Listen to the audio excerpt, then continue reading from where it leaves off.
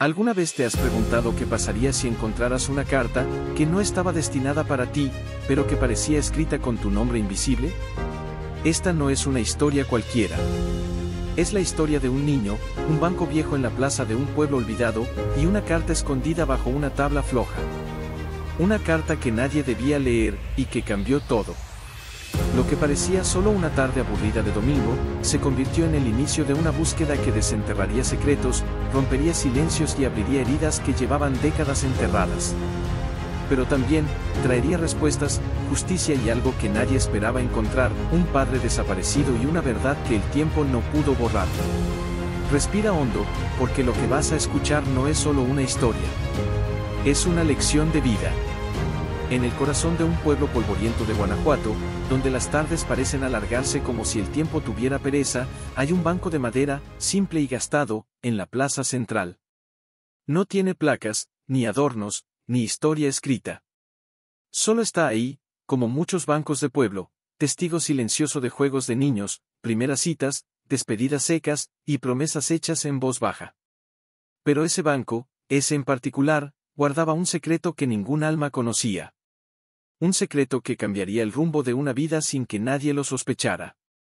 La historia empieza un domingo cualquiera, de esos en los que el pueblo se llena de olor a pan recién horneado y las campanas de la iglesia marcan la hora como si le contaran algo a Dios.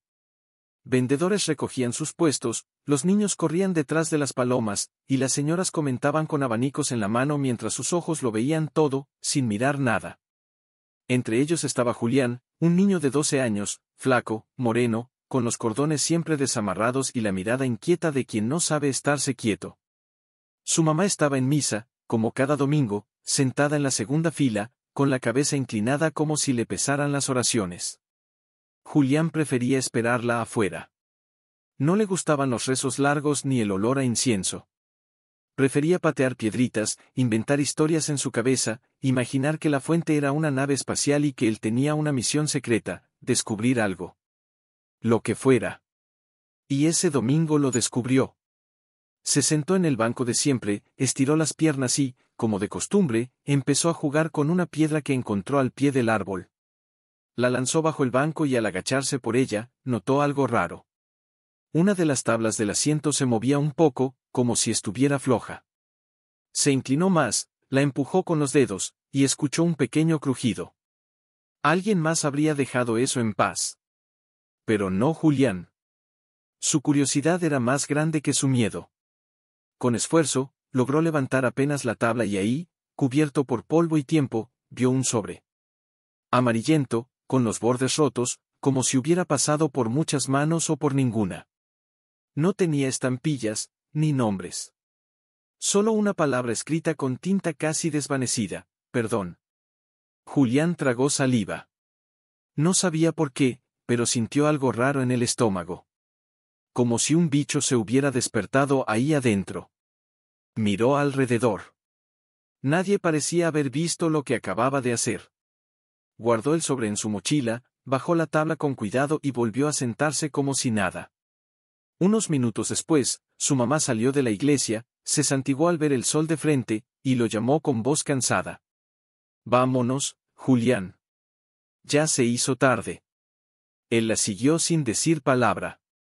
Caminó a su lado, escuchando el sonido de sus pasos sobre las piedras, y sintió como el sobre dentro de su mochila parecía quemarle la espalda. Esa noche, mientras su mamá cocinaba frijoles con epazote y su hermana menor dormía abrazada a un muñeco con un solo ojo, Julián se encerró en su cuarto, encendió la linterna de mano que guardaba bajo la cama, y sacó la carta. Se sentó sobre las cobijas y la observó un momento. Tenía miedo de abrirla, pero más miedo le daba no saber lo que decía. Rompió el borde con cuidado, como si abriera un cofre. El papel crujió. Estaba reseco, pero la letra aún se podía leer. Era una caligrafía firme, de alguien que escribía con intención, con elegancia, pero también con dolor.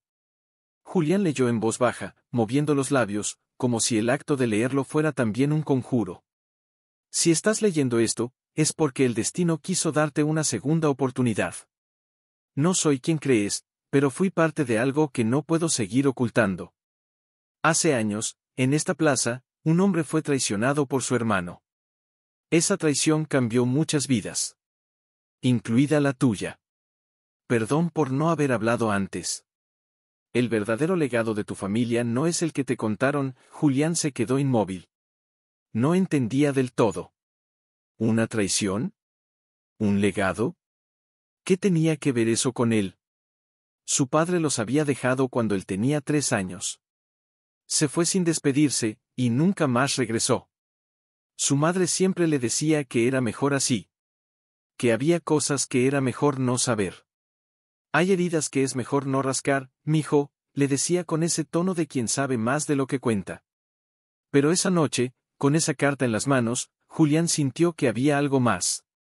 Algo que le habían ocultado. Que su historia, la historia de su familia, tenía capítulos que él nunca había leído. Se acostó con la carta bajo la almohada. No pudo dormir. Soñó con bancos que hablaban, con cartas que se deshacían en sus manos, y con un hombre sin rostro que lo miraba desde la puerta de la iglesia. A la mañana siguiente, apenas salió el sol, se vistió y salió sin desayunar. Caminó hasta la plaza con paso decidido. Sabía que no podía quedarse con la duda. Se sentó en el mismo banco, levantó la tabla de nuevo, pero ya no había nada. Como si el banco hubiera cumplido su parte. Entonces vio a don Mauro, el señor que barría la plaza cada mañana. Tenía más años que dientes, una espalda encorvada y una escoba que parecía parte de su cuerpo. Julián se acercó y le preguntó, «¿Don Mauro? ¿Usted ha trabajado aquí desde hace mucho?» El viejo lo miró de reojo, sin dejar de barrer. «Desde antes que tu mamá aprendiera a caminar». «¿Por qué? ¿Usted recuerda algo de 2 hermanos que pelearon? Que uno desapareció y el otro se hizo rico». Don Mauro se detuvo. Levantó la cabeza lentamente y lo miró con una mezcla de asombro y miedo. «¿Por qué me preguntas eso, chamaco?» «Porque encontré algo. Una carta. Hablaba de una traición entre hermanos. Eso fue hace mucho. Yo era joven. Pero sí, algo pasó. 2 hermanos, los Aguilar. Uno desapareció. El otro se volvió dueño de medio pueblo. La gente decía que algo raro había pasado. Pero ya nadie habla de eso. Aquí, los secretos se entierran con tierra y rezos». Julián sintió un escalofrío. Aguilar. Ese era su apellido. El de su padre. El de su abuelo. El de él. Volvió a casa con la cabeza llena de preguntas. Y por primera vez, supo que había un pasado que alguien se esforzó mucho en esconder. El camino de regreso a casa fue distinto aquella vez. Julián no caminaba con las manos en los bolsillos ni pateando piedritas como solía hacerlo. Esta vez sus pasos eran tensos, rectos, como si lo empujara una fuerza invisible. Al llegar, su madre estaba en el patio, colgando ropa mojada en los lazos cruzados que colgaban entre 2 clavos oxidados.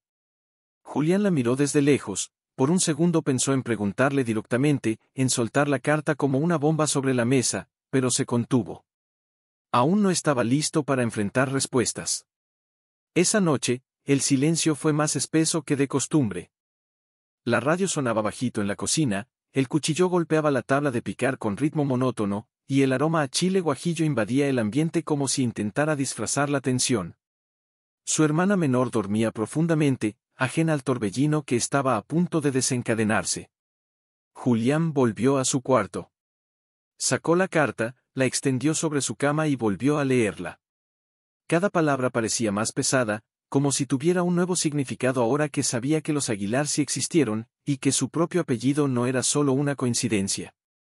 El papel temblaba entre sus dedos, pero no por el viento, sino por la incertidumbre que le recorría los brazos.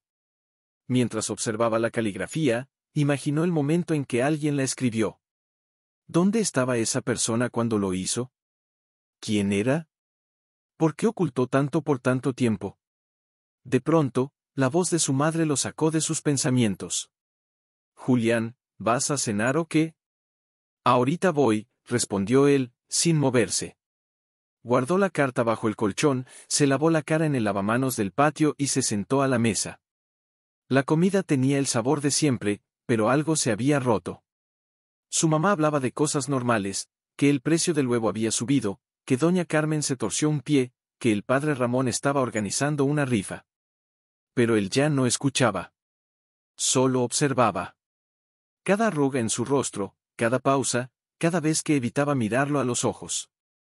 Estaba convencido, ella sabía algo. Al terminar, se levantó sin decir palabra y fue al cuarto a leer una vez más, pero ya no era suficiente. Esa noche, soñó con una finca enorme, con paredes llenas de retratos en blanco y negro. En uno de ellos, había dos hombres idénticos, uno con los ojos cubiertos y el otro con una sonrisa torcida. Cuando se acercaba al retrato, los ojos del que sonreía se movían. Julián despertó empapado en sudor. La mañana siguiente fue aún más extraña. Su madre parecía nerviosa, como si presintiera que algo se avecinaba. Mientras preparaba el desayuno, derramó el café, quemó las tortillas y olvidó ponerle sal a los huevos. Julián esperó que su hermana saliera para la escuela y se quedó en la mesa. Su madre lo miró de reojo, incómoda. ¿Y tú por qué no te vas a la secundaria?, preguntó sin dejar de secar una taza.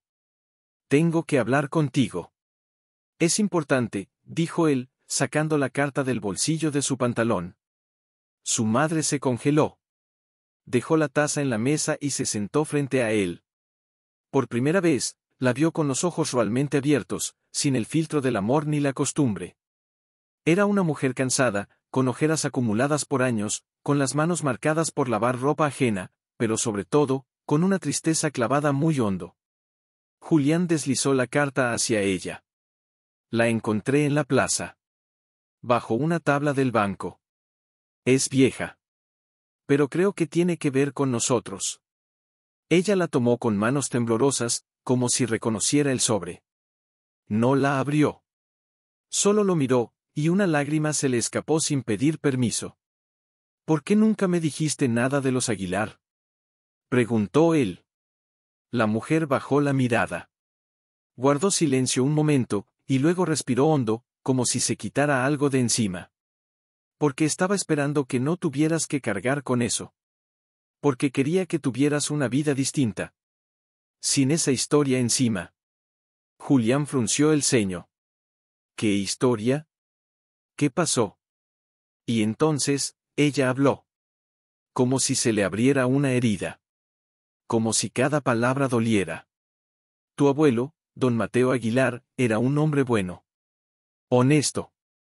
Trabajaba la madera con las manos como si fuera un mago.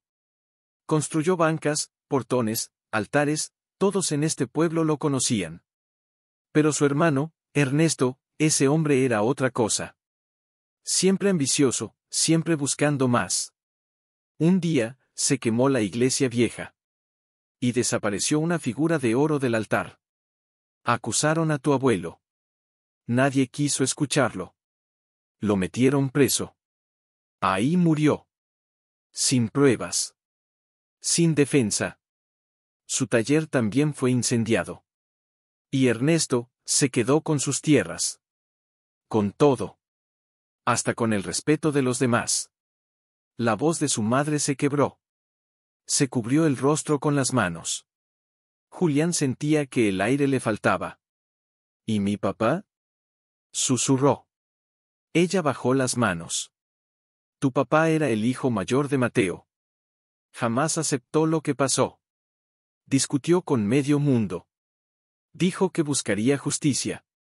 Pero se fue. Nunca volvió.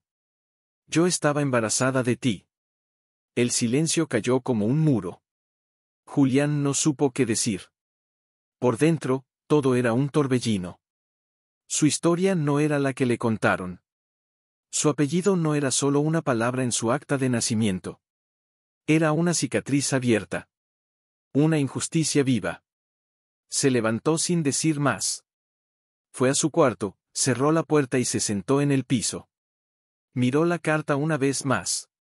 Las palabras, una traición que cambió muchas vidas, retumbaban ahora con otro sentido. Y entre la rabia, la tristeza y la confusión, nació algo más. Algo que nunca había sentido tan claro, una necesidad ardiente de entender. De descubrir. De hacer algo. No sabía qué, pero sabía que no podía quedarse de brazos cruzados.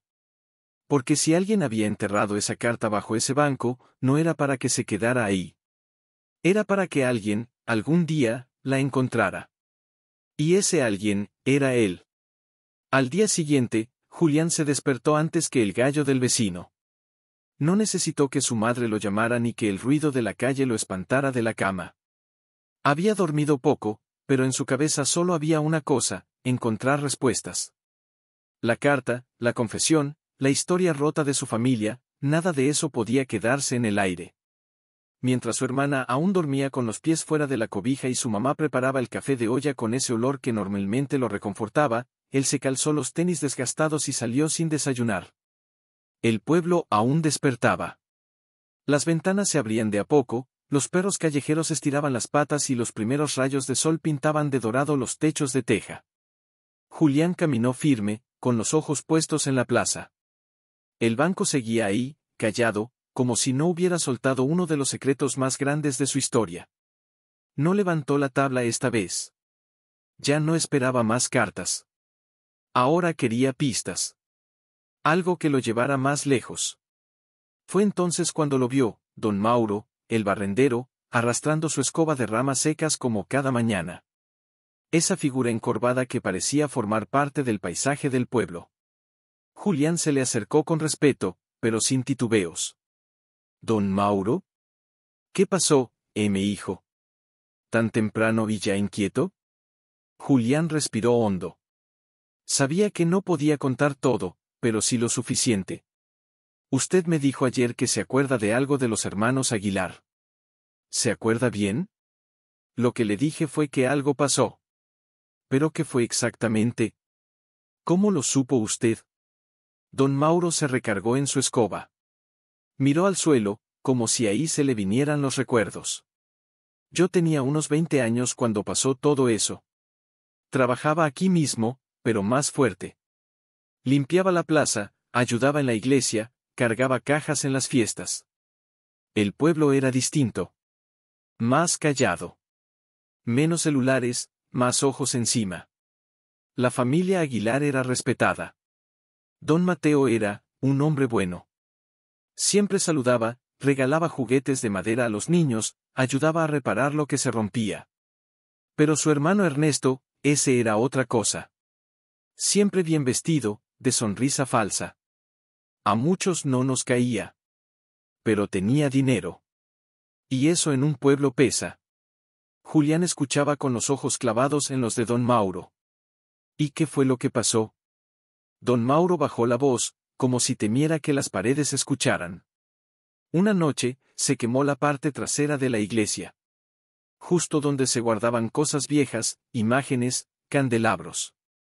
Al otro día, la policía estaba aquí. Faltaba una figura de oro. De las más valiosas. Alguien dijo que vio a don Mateo salir esa noche del templo. Y con eso bastó. Lo arrestaron. Él juró que era inocente, pero nadie quiso escuchar. Lo peor es que no hubo juicio justo. Todo fue rápido. Silencioso. Como si alguien tuviera prisa de que desapareciera. ¿Y su hermano? A los pocos meses, Ernesto empezó a comprar terrenos. Primero uno, luego otro. Incluso el taller de Mateo, que quedó abandonado, lo mandó tirar. Ahí construyó una parte de su finca. Desde entonces, todo mundo cayó. Nadie quería meterse. Y los que sabían, pues ya no están. O no quieren hablar. Julián se quedó mudo. La garganta le ardía. ¿Y mi papá? ¿Usted lo conoció? Don Mauro asintió. Claro. Era como tú. Tenía esa mirada inquieta. Cuando arrestaron a su papá, él armó escándalo. Gritaba en la plaza, pedía ayuda. Fue a la presidencia municipal, escribió cartas. Pero nadie lo tomaba en serio. Era joven, rebelde, y ya sabes cómo es esto. Un día se fue. Nadie supo más. Tu madre se quedó sola. Yo pensé que tú sabías todo eso. Julián bajó la mirada. Apenas me lo contó ayer. Después de que le enseñé la carta, don Mauro abrió los ojos. ¿Una carta? Sí. Estaba debajo de este banco. La encontré por casualidad. No está firmada, pero hablaba de una traición. Y decía que yo merecía saber la verdad. El viejo suspiró y miró al banco como si de pronto lo respetara más. Entonces no fue casualidad, mi hijo. Cuando las cosas tienen que saberse, se encuentran solas el camino. Esa carta te escogió a ti. Y ahora tú decides qué hacer con eso. Julián se despidió con un apretón de manos y una idea fija en la cabeza, no podía dejar la historia así. Volvió al banco, se sentó y observó el pueblo. Era el mismo de siempre, pero a sus ojos ya no lo era. Ahora sabía que muchas de las sonrisas que veía escondían silencios, y que muchas paredes, por más recién pintadas que estuvieran, tapaban historias oscuras. Sacó su libreta de la mochila, la misma donde hacía garabatos cuando se aburría, y empezó a anotar nombres, lugares, detalles. Decidió que buscaría más. Que hablaría con los ancianos, que iría a la biblioteca, que encontraría los papeles del arresto de su abuelo, las notas viejas del periódico local, lo que fuera. Porque esa historia no podía quedar como leyenda de cantina. Necesitaba pruebas. Quería justicia, pero sobre todo, memoria. Porque lo que más duele no es la traición, es el olvido. Esa noche, al volver a casa, su mamá lo vio con cara de preocupación. ¿A dónde fuiste tan temprano? A la plaza. Hablé con don Mauro. Me contó cosas que tú nunca me contaste. Ella bajó la cabeza. No dijo nada. Julián respiró profundo. Voy a investigar todo. Quiero saber la verdad completa. No me lo puedes impedir. Ella se acercó, le tocó la mejilla con ternura y dijo, solo te pido una cosa, ten cuidado. Hay verdades que no todos están listos para escuchar. Pues yo sí, respondió Julián con los ojos brillando. Esa noche no hubo radio. Ni platillos ruidosos. Ni cuentos para dormir. Solo una casa en silencio. Y un niño que, sin saberlo, acababa de comenzar algo mucho más grande que él. El pueblo tenía una forma extraña de guardar secretos. A veces no era necesario esconder nada en cajas o enterrarlo bajo tierra. Bastaba con el silencio compartido, con los mejor ni meterse, y los ya pa, que remover eso. Julián se dio cuenta de eso conforme preguntaba aquí y allá, tanteando a los vecinos, tratando de sacarles algo sin levantar sospechas. Descubrió que las miradas se desviaban cuando mencionaba el apellido Aguilar, que algunos bajaban la voz, y otros fingían no haber escuchado. Como si el pasado fuera una herida mal cerrada que nadie quería volver a abrir. Pero él ya había metido el dedo. Y no pensaba sacarlo. Durante esa semana, después de la escuela, en vez de ir directo a casa, pasaba por la biblioteca municipal, un cuarto chico lleno de libros viejos que olían a humedad y a abandono. La encargada era una señora de voz suave llamada Leticia, que lo recibía con una sonrisa tímida cada vez que entraba. Al principio, ella no sabía muy bien qué buscaba ese niño de mirada fija y paso urgente, pero con el tiempo se fue dando cuenta. «¿Buscas algo de historia local, verdad?», le preguntó un día, mientras colocaba unos periódicos viejos en la mesa. Julián asintió. «De hace unos 20 o 30 años. Cualquier cosa que mencione a los Aguilar». Leticia no preguntó más. Se limitó a señalar una sección polvorienta del fondo y le llevó una caja con recortes, actas municipales y papeles olvidados. Julián se sumergió entre fechas, nombres, firmas. Pasó horas leyendo títulos borrosos, revisando listas de arrestos, denuncias, ventas de terrenos. Hasta que una tarde, encontró un documento arrugado y mal fotocopiado que decía, Acta de detención, Mateo Aguilar González. Fecha, 14 de mayo de 1996. Motivo, sospecha de robo y daño a propiedad religiosa. Testigos, anónimos. No había pruebas, no había firma de abogado. Solo un sello torcido de la policía local. Julián sintió como algo le explotaba en el pecho. Era real. No era solo una historia familiar deformada con el tiempo. Había pasado. Y lo peor, su abuelo fue encerrado sin juicio. Inmediatamente buscó más. Encontró una nota del periódico local de esa semana: reconocido carpintero es acusado de profanar templo. Comunidad consternada.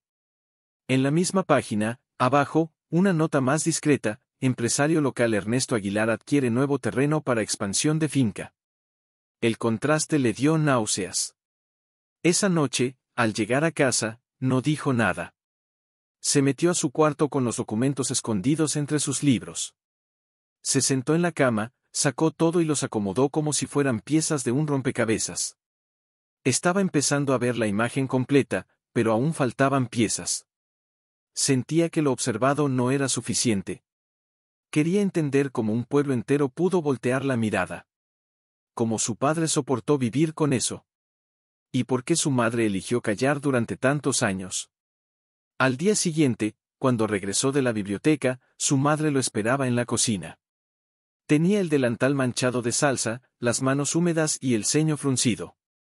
«Julián, ¿podemos hablar?» Él dejó la mochila en la silla y asintió. «Ya sé que andas buscando cosas.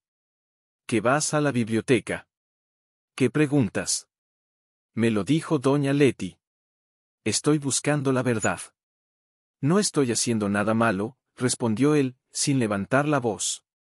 «No te estoy regañando», dijo ella, sentándose frente a él. «Solo, quiero que entiendas algo. Lo que te conté, no fue fácil. Yo amaba a tu papá. Y también a tu abuelo. Pero cuando todo pasó, yo era muy joven. Tenía miedo.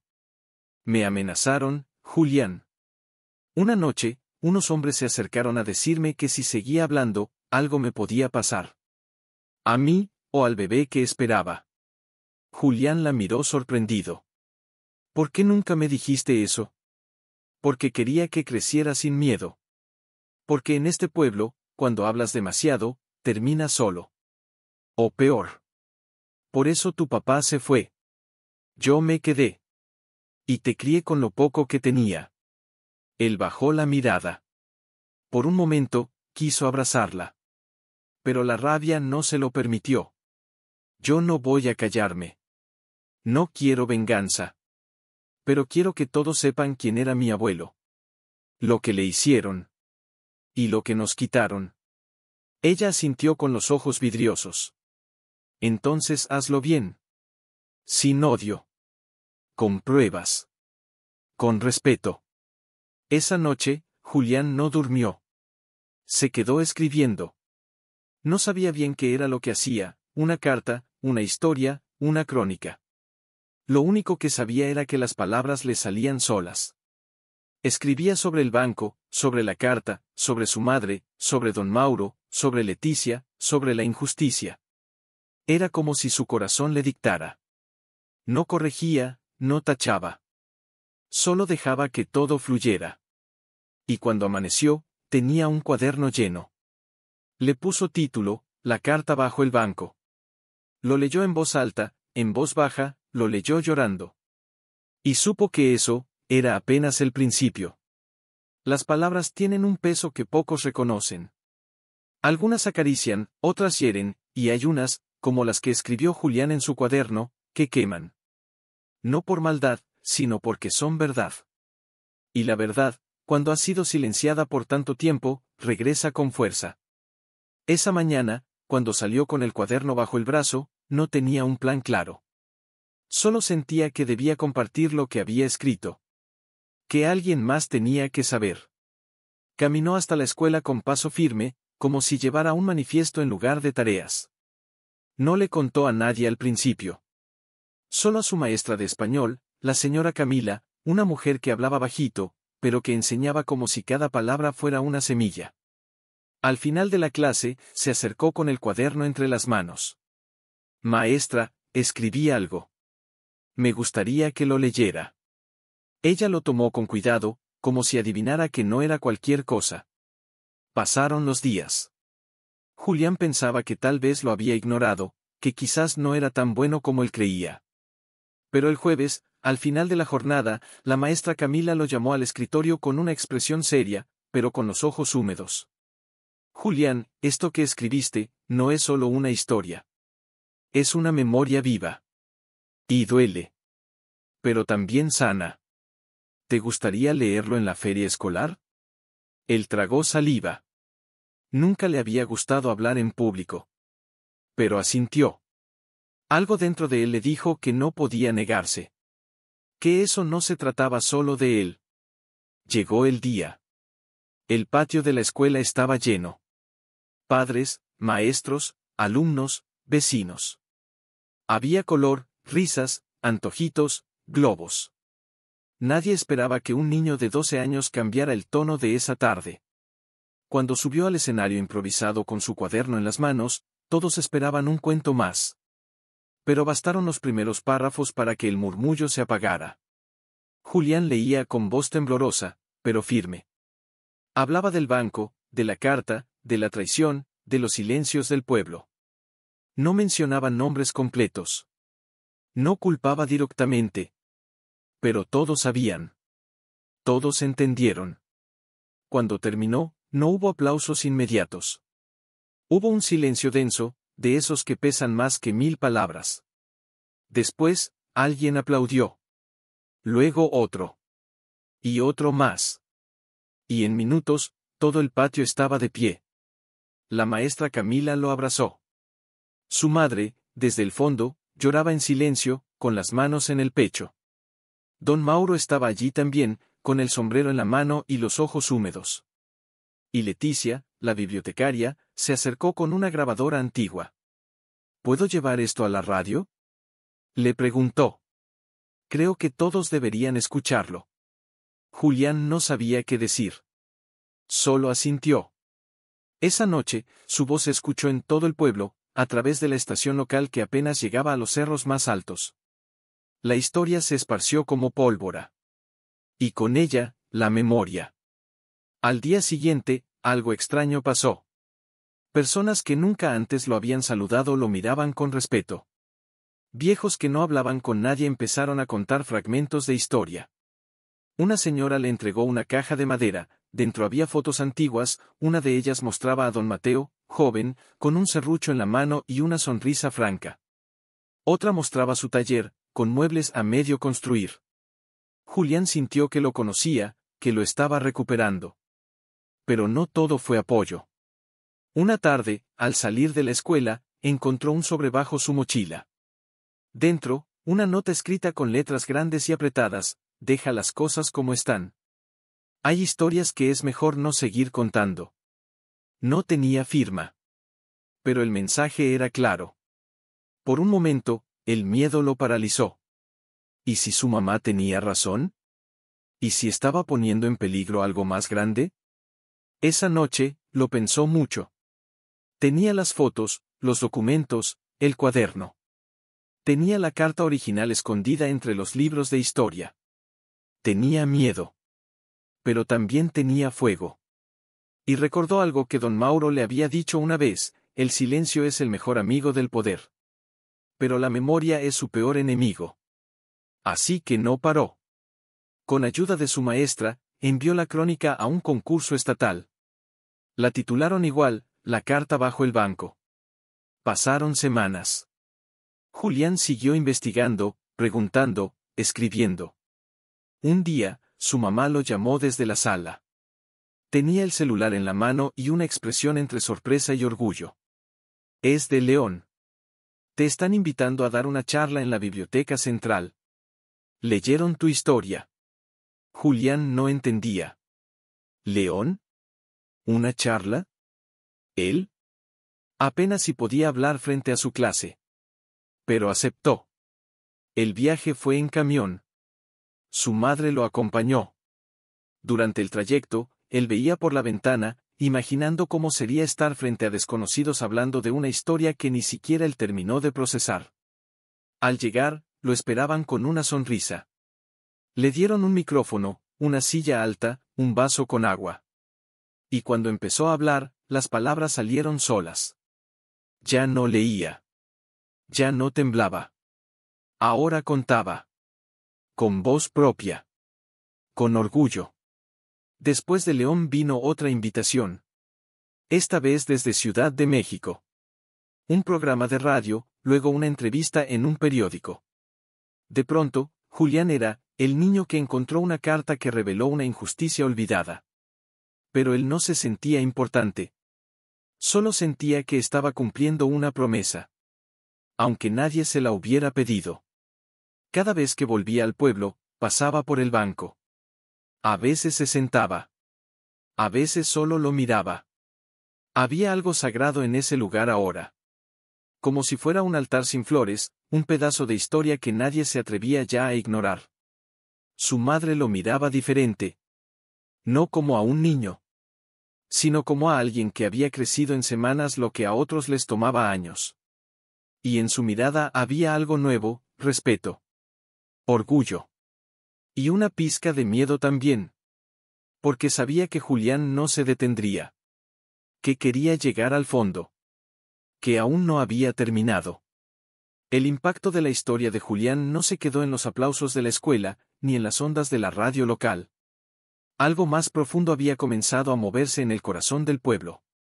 Era como si la carta encontrada hubiera levantado no solo recuerdos, sino también culpas, verdades enterradas y esperanzas que Hanningen se permitía sentir. Y como ocurre con todo aquello que lleva mucho tiempo dormido, el despertar no fue tranquilo. Fue fuerte. Fue necesario. Una semana después de la charla en León, Julián recibió en su casa a una mujer mayor. Tocó la puerta con suavidad, vestía de negro y traía un pequeño bolso de mano. Su mamá la reconoció al instante, era doña Marisela, una de las pocas personas que había trabajado en la antigua finca de los Aguilar antes de que Ernesto la ampliara y le cambiara hasta el nombre. ¿Puedo pasar tantito?, preguntó la mujer, con voz débil. Se sentaron en la sala.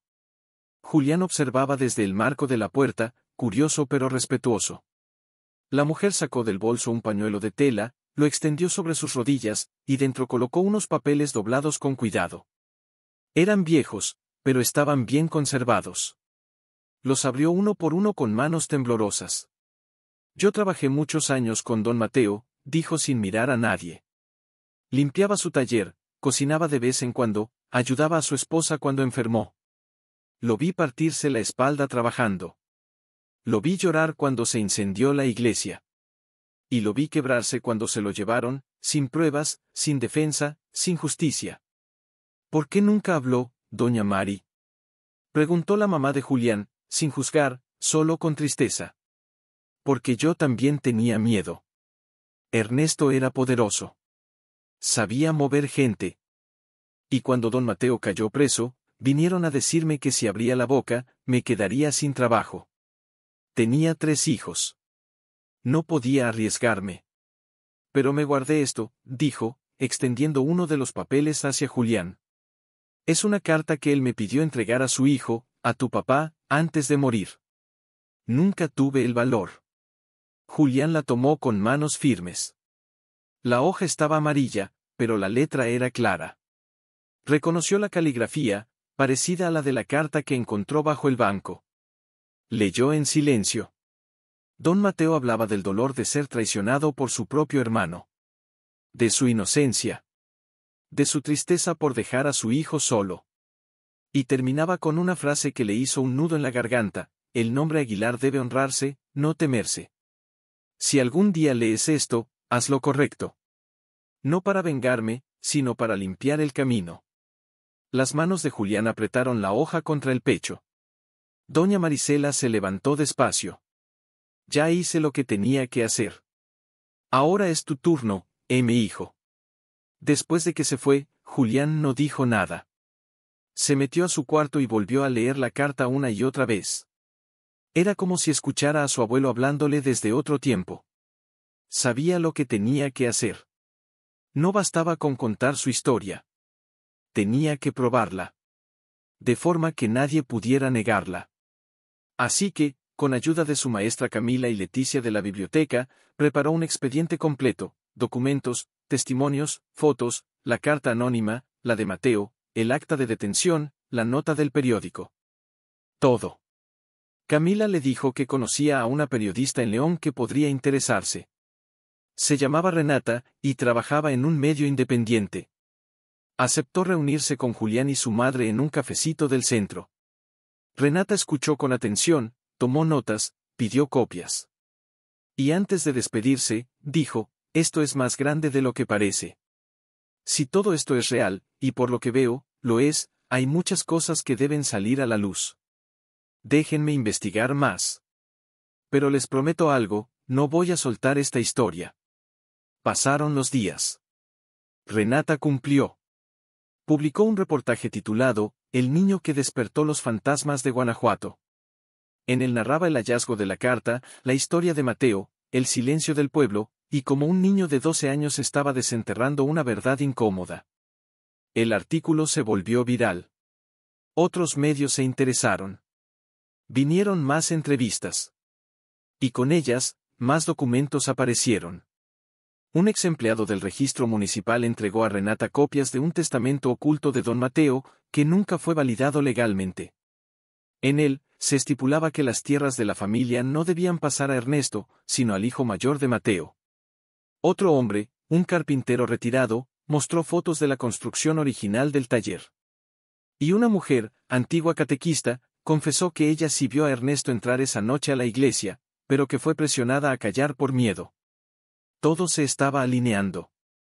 Todo lo que Julián sospechaba tenía ahora respaldo. Ya no era solo una historia sentimental. Era un caso abierto.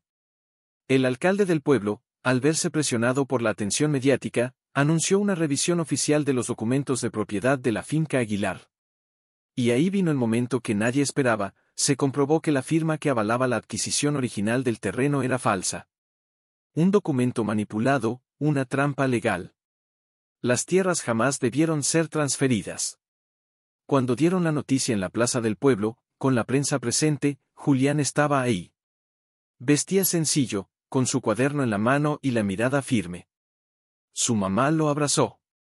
Y por primera vez en años, la tumba de don Mateo recibió flores. No solo de la familia.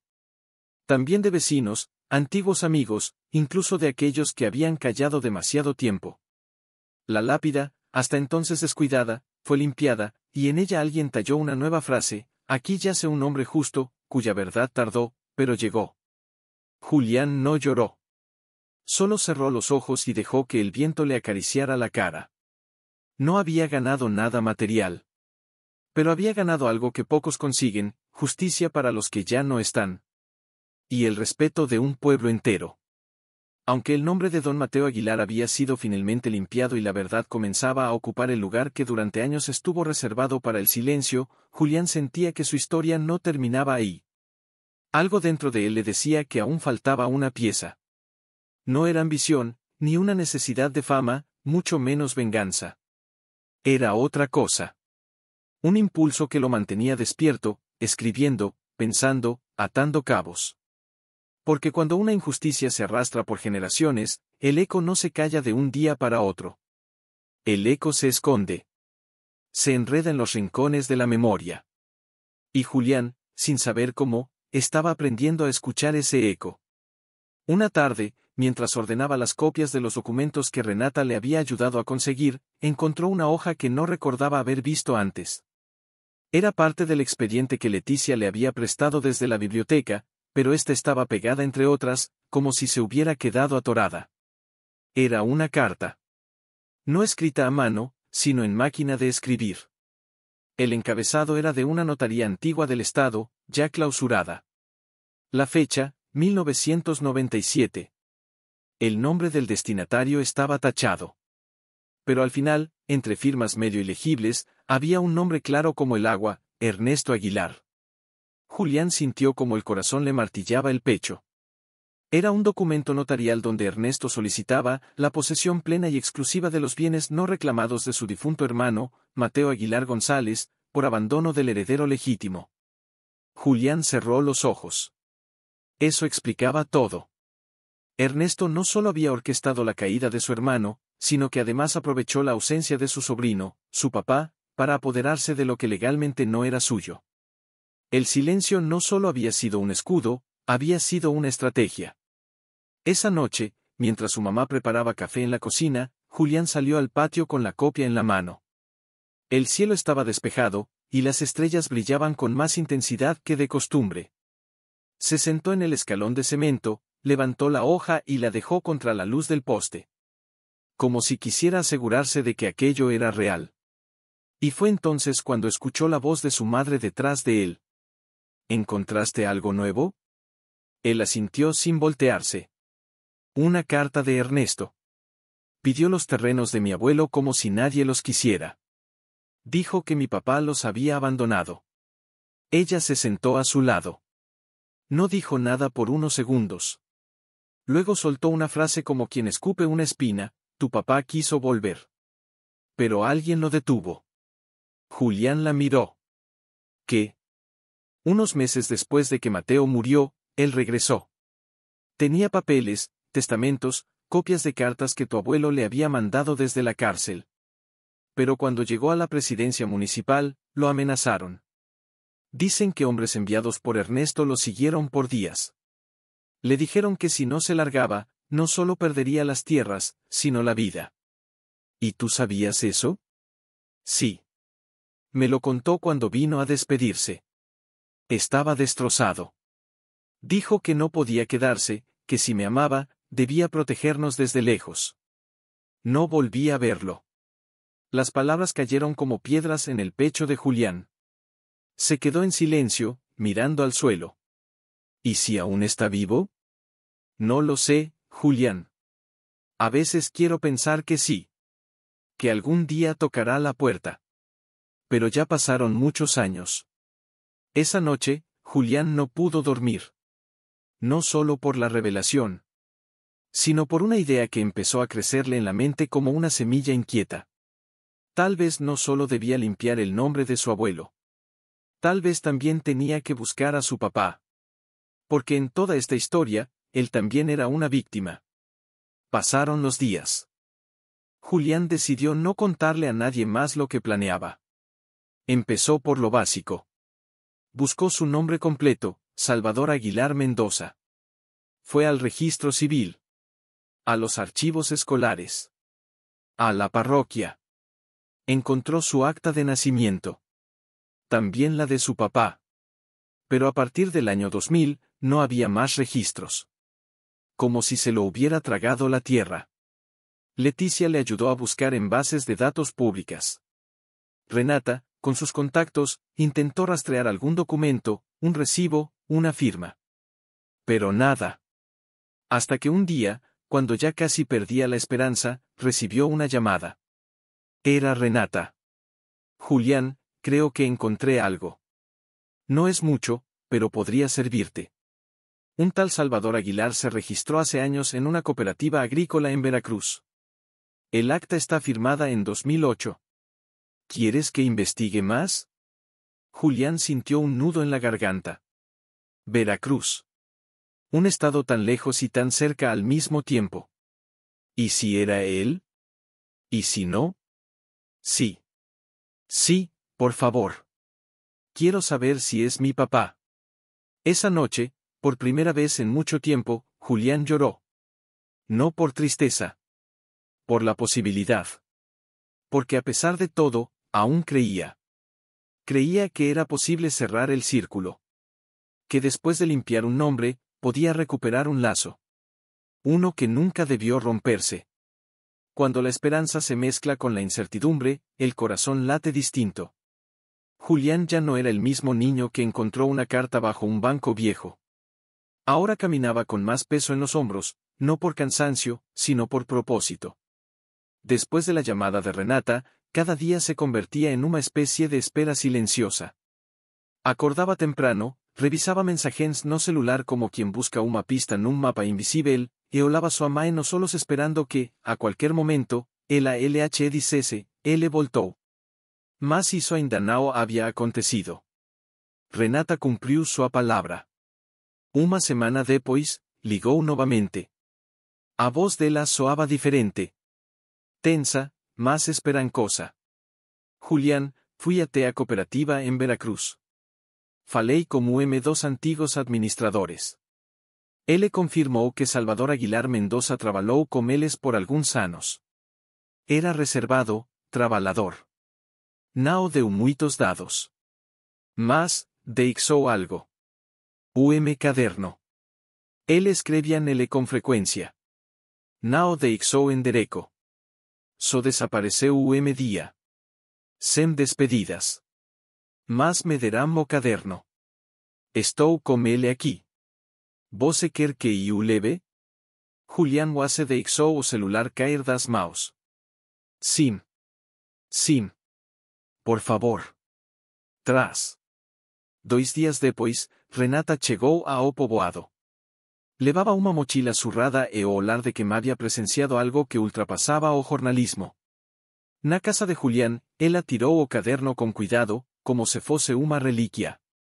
Era de capa dura, couro ragasto, páginas amareladas. Julián o pegou com as mãos trêmulas. Sua mãe estava ao lado dele, muda, como solos marejados. Ele respirou fundo e abriu. A letra era conhecida. Parecia uma mistura da caligrafia de sua própria mãe com a de Dom Mateo. Havia datas, reflexões, lembranças escritas como quem conversa com o próprio passado. Algumas páginas estavam borradas, talvez por lágrimas antigas. Mas ali estava. A presença de seu pai. Pedacos de sua história que ninguém lhe contou. Trecho chamou sua atenção. Estava no meio do caderno, como uma confissão que demorou para ser escrita. Hoy vi a un niño en la plaza. Jugaba con una piedra y miraba las palomas como si fueran estrellas. Me recordó a mí. Me recordó a ti, Mateo. A veces sueño que regreso. Que toco la puerta y me reciben sin reproches. Pero siempre despierto con miedo. No de ellos, sino de mí. No supe protegerte. Ni a mi hijo. Tal vez un día me atreva. Tal vez un día le encuentre lo que yo no pude decirle en persona. Julián teve que fechar o caderno por instante.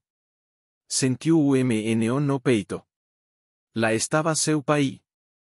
Ausente, sim. Mas não indiferente. Não distante por escola egoísta. Distante por dor. Por medo. Por fala. Mas ainda assim, presente. Ele estava vivo, mamá, disse em voz baixa. E talvez ainda esteja.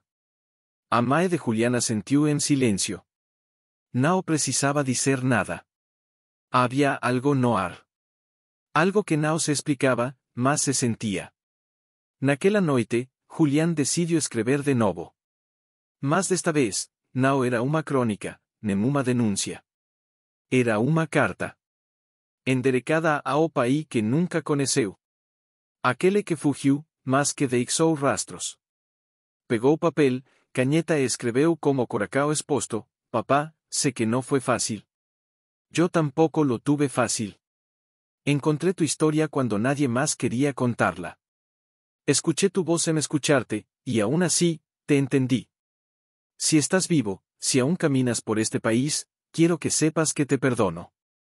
Que no busco reclamar nada. Solo quiero mirarte. Una vez. Escuchar tu voz. Saber que eres real. Esta carta no va por correo. Va al viento. A la fe. Porque a veces, lo único que tenemos es eso, fe en que quien nos ama también quiere ser encontrado. Deixou a carta sobre o banco da praca. No mesmo. Aquele que había guardado segredos por tanto tempo. Não a escondeu. Não a prendeu. Apenas a deixou ali. Para quem quisesse, ou precisasse, encontrar. No día seguinte, a historia da carta de Julián circulou novamente. Renata, que había se tornado uma especie de madrina da causa, publicou a carta na íntegra em seu jornal digital. E ali, ao final do artigo, colocou o pedido: si alguien conoce a Salvador Aguilar Mendoza, o cree saber de su paradero, comuníquese. No se trata de un juicio. Se trata de un abrazo postergado. Os días que se seguirán foram de espera. De silencio. Mas também de esperança.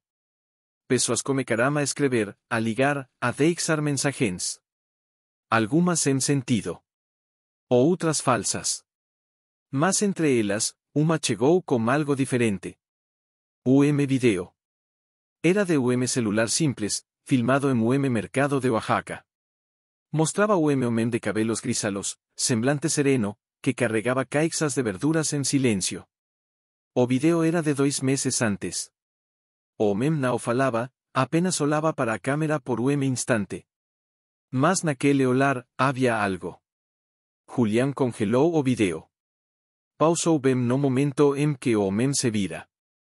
E ali, no canto do olho, viu uma cicatriz. Pequeña.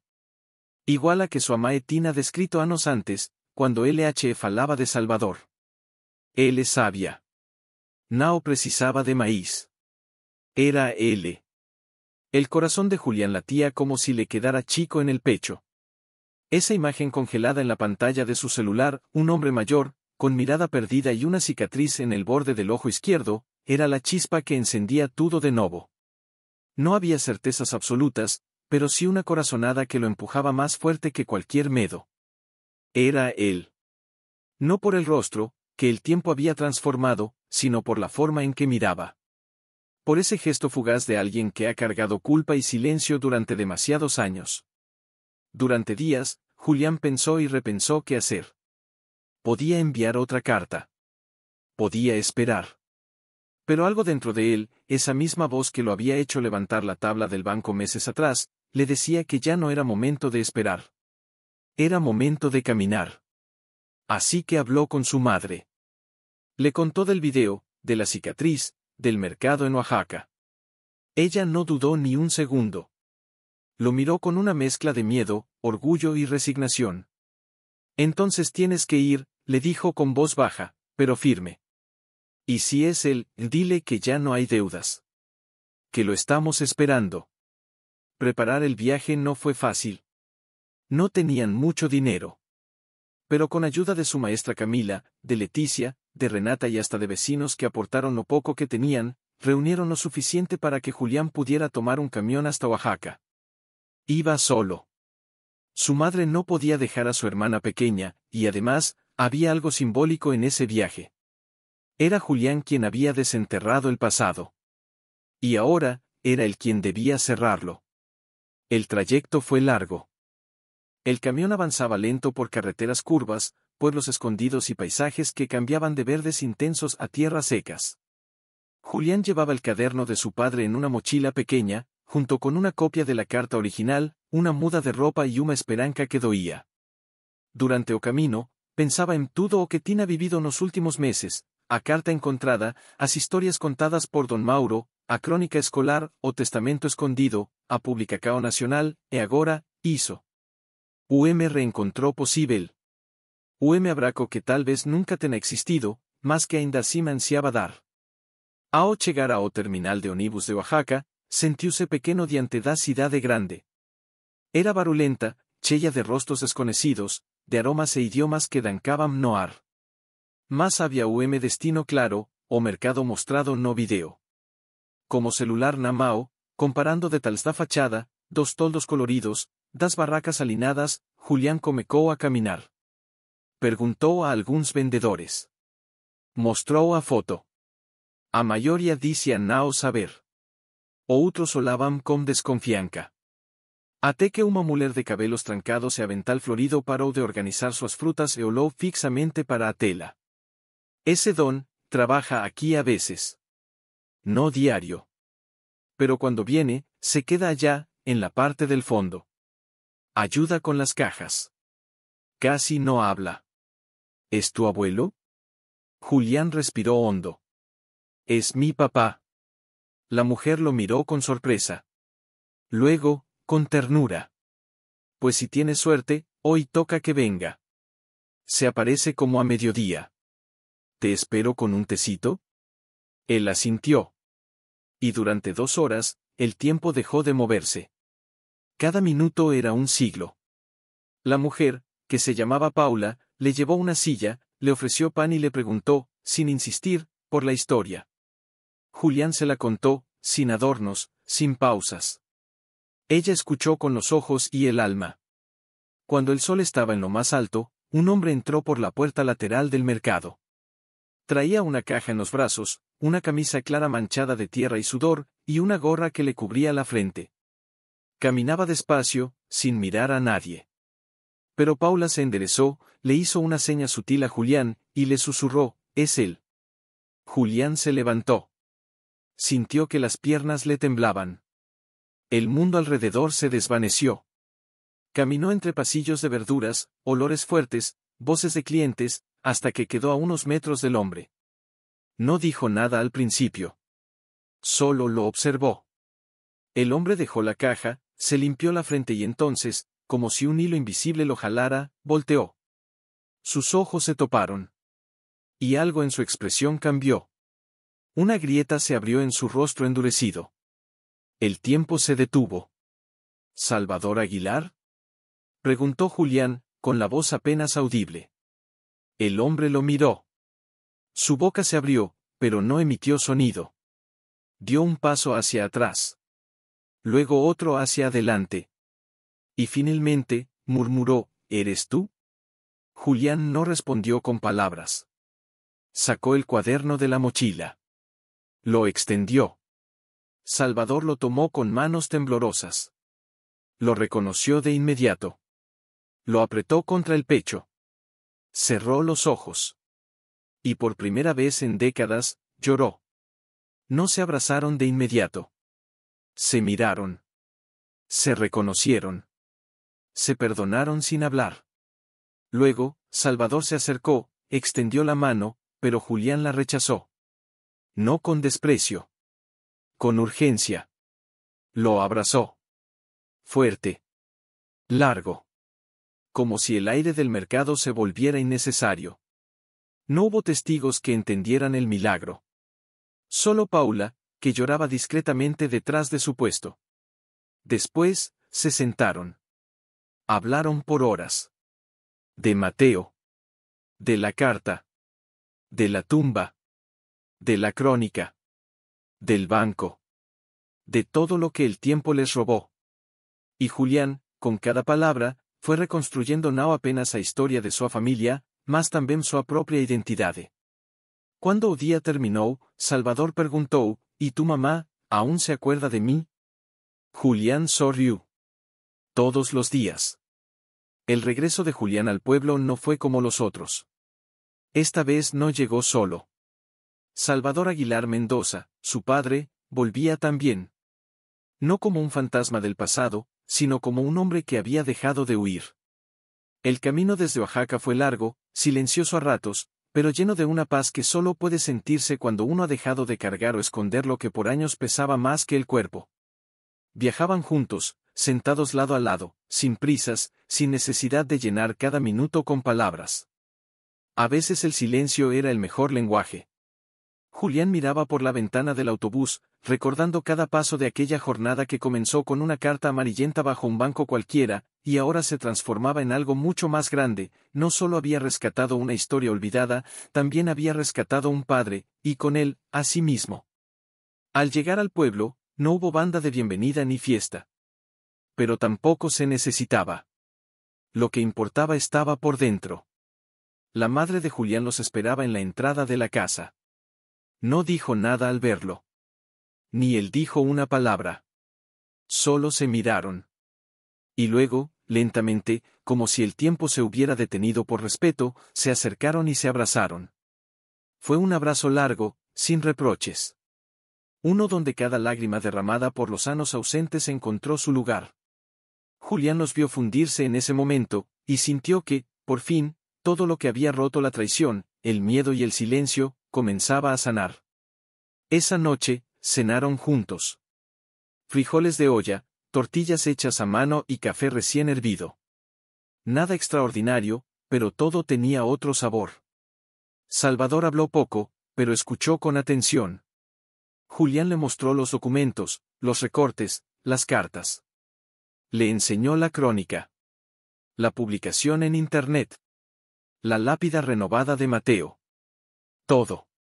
Y su padre lo escuchaba con los ojos humedecidos, como si cada palabra fuera una flor colocada sobre la tumba de su culpa. No sabía que habías hecho tanto, dijo al final. Me siento orgulloso, y pequeño a tu lado. Julián negó con la cabeza. No eras tú quien tenía que hacerlo. Era yo. Porque esa carta me encontró. Y cuando algo te encuentra así, no puedes ignorarlo. Pasaron algunos días. El pueblo, acostumbrado al murmullo, no tardó en hablar. Algunos lo miraban con curiosidad, otros con respeto. Nadie se atrevía a juzgarlo. Porque todos sabían, aunque nadie lo dijera en voz alta, que Salvador había cargado con un peso que no era solo suyo. Y que había regresado no por gloria, sino por perdón. Una tarde, mientras caminaban por la plaza, Julián propuso algo. Papá, quiero que vayamos al banco. Al de siempre. Donde empezó todo. Salvador asintió. Llegaron justo cuando el sol comenzaba a bajar. La luz dorada acariciaba la madera vieja del banco, ese que había sido cómplice del silencio durante tantos años, y después, portador de verdades. Se sentaron. El aire era fresco. La plaza estaba casi vacía. ¿Sabes? Dijo Julián. A veces pienso que esa carta no fue escondida ahí por casualidad. Creo que alguien la dejó sabiendo que, algún día, alguien como yo la iba a encontrar. ¿Y si fue tu abuelo? Preguntó Salvador, mirando el banco con ternura. ¿Y si él la dejó ahí sabiendo que tú ibas a venir? Tal vez sí, respondió Julián. Tal vez fue él. O tal vez fue alguien más. Pero no importa. Lo importante es que me tocó a mí. Y no lo cambiaría por nada. Entonces, Julián sacó de su mochila un sobre blanco. Lo había preparado esa mañana.